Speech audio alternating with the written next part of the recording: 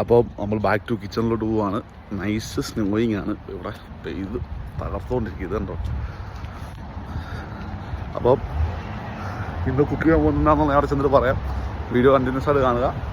വീഡിയോയിലോട്ട് വായോ.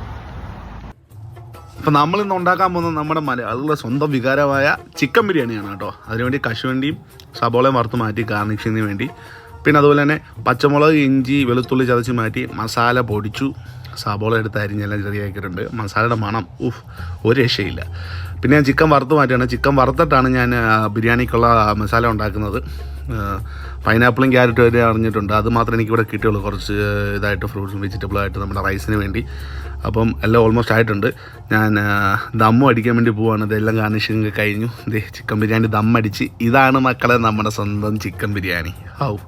എനിക്ക് ഭയങ്കര സാറ്റിസ്ഫാക്ഷൻ ലെവൽ 100% മണ്ടയ്ക്കായിരുന്നു. വേറൊന്നുമല്ല, നാട്ടിൽ നിന്ന് വന്ന ശേഷം ഞാൻ ഇപ്പോഴാണെന്നൊരു ബിരിയാണി ഉണ്ടാക്കുന്നത്. ആ മണവും ആ രുചിയും എല്ലാം നമ്മൾ നാട്ടിൽ നിന്ന് കഴിക്കുന്ന അതേ ഒരു ഫീൽ എനിക്ക് തന്നെ കിട്ടി. കാരണം നമ്മുടെ വീട്ടിലുണ്ടാക്കുന്ന ആ രീതി തന്നെയാണ് നമ്മളും ഇവിടെ ട്രൈ ചെയ്തിരിക്കുന്നത്. സോ ബാക്കി അവർക്ക് വേണ്ടി കൊടുക്കാണ്, ട്രൈ ചെയ്യാൻ വേണ്ടി.